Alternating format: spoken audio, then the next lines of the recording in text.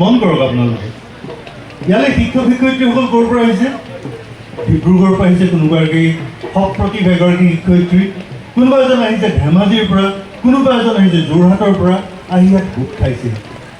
তেওঁলোকে নিজৰ কিছুমান অনুভৱ লৈ আহিছে, নিজৰ কিছুমান অভিজ্ঞতা লৈ আহিছে, আৰু সেই অভিজ্ঞতাখিনিৰ সৈতে ইয়াত বিদ্যালয়ৰ ছাত্ৰাবাসৰ ছাত্ৰী নিবাসত থকা ছাত্ৰ ছাত্ৰীসকলক শিকাই বুঢ়াই হাতত ধৰি লৈ গৈ তেওঁলোকক এটা পৰীক্ষাৰ ফলাফল আপোনালোকৰ সন্মুখত দাঙি ধৰিছে।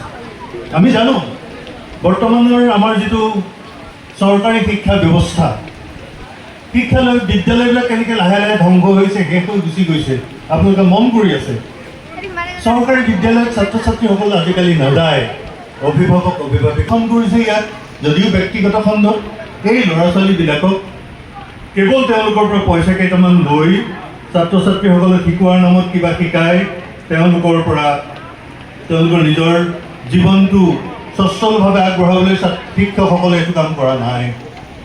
প্ৰত্যেকজনেই এটা চিন্তা কৰে যে এই সহজ সৰল ল'ৰা ছোৱালীবিলাক যিবিলাক ইয়ালৈ বিভিন্ন আৰু ভিতৰৰ ঠাইৰ পৰা ইয়ালৈ আহিছে, তেওঁলোকক জীৱন সম্পৰ্কে এটা বোধ, এটা শক্তি যেন জগাই তুলিব পাৰি। আপোনালোকে মন কৰক, এজন ছাত্ৰই এখন সভা এতিয়া পৰিচালনা কৰিছে, সুন্দৰকৈ পৰিচালনা কৰিছে। ছাত্ৰ একতা সভাৰ সাধাৰণ সম্পাদকজনে সুন্দৰকৈ এই অনুষ্ঠানটোৰ আৰম্ভণি এটা কৰিছে, উদ্দেশ্য ব্যাখ্যা কৰিছে। সেইটো কোনে শিকাইছে তেওঁলোকক? এই শিক্ষক শিক্ষয়িত্ৰীসকলে শিকাইছে। এই শিক্ষক শিক্ষয়িত্ৰীসকল আমাৰ শ্ৰদ্ধাৰ পাত্ৰ। মই ছাত্ৰ ছাত্ৰীসকলক অনুৰোধ জনাইছোঁ, তেওঁলোকে এটা হাত চাপৰি বজাই তোমালোকৰ ছাৰ বাইদেউবিলাক এটা সন্মান জনোৱা। তেওঁলোকে ত্যাগ কৰিছে, অত্যন্ত ত্যাগ কৰিছে। প্ৰত্যেকগৰাকী শিক্ষক শিক্ষয়িত্ৰীৰ মুখলৈ মই চাইছোঁ। মই আজি কিছুদিন ধৰি এখন বিদ্যালয়ৰ লগত বা তিনিচুকীয়াৰ সামাজিক জীৱনৰ পৰা মই কিছু আঁতৰি আছোঁ, সেইকাৰণে মই চিনি নাপাইছোঁ। তেওঁলোক নতুনকৈ আহিছে। সেই নতুনকৈ অহা শিক্ষক শিক্ষয়িত্ৰীসকলৰ মনতো কোনো ঔদাসীন্যৰ ভাৱ, কোনো দুখৰ এটা বোজাৰ ভাৱ এটা মই দেখা নাই। তেওঁলোকে এটা উজ্জীৱিত মনেৰে সৈতে ছাত্ৰ ছাত্ৰীসকলৰ মাজত থাকি তেওঁলোকক কিবা শিকাবলৈ যত্ন কৰিছে, চেষ্টা কৰিছে। গতিকে তেওঁলোক আমাৰ সকলোৰে ধন্যবাদৰ পাত্ৰ, আমাৰ কৃতজ্ঞতাৰ পাত্ৰ। তেওঁলোকৰ ভৱিষ্যত ভাল হওক।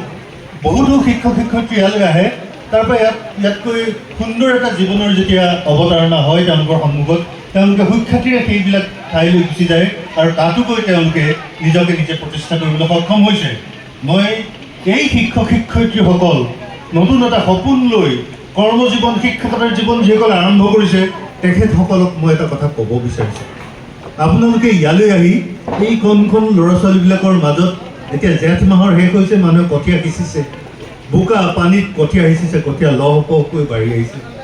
সেই কঠীয়াৰ নিচিনাকৈ এই অঞ্চলৰ, এই ভিতৰুৱা অঞ্চলৰ ছাত্ৰ ছাত্ৰীসকলৰ হৃদয়ত, তেওঁলোকৰ মগজুত এনেকুৱা কিছুমান ভাগৰ চিন্তা আপোনালোকে পুঠিত কৰিছে।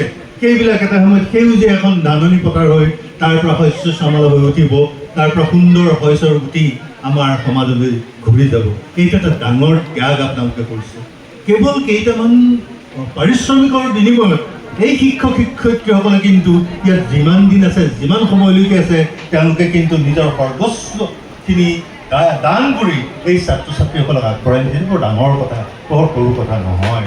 আমি সমাজখনেও এই শিক্ষক শিক্ষয়িত্ৰীসকলক সেই সন্মানৰ দৃষ্টিৰে চাব লাগিব।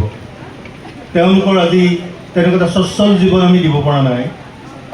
তেওঁলোকে এখন গাড়ী ল'ব বিচাৰে, তেওঁলোকে এটা সুন্দৰ এখন ঘৰ এখন তৈয়াৰ কৰিব বিচাৰে, সন্মান বিচাৰে, আমি দিব পৰা নাই।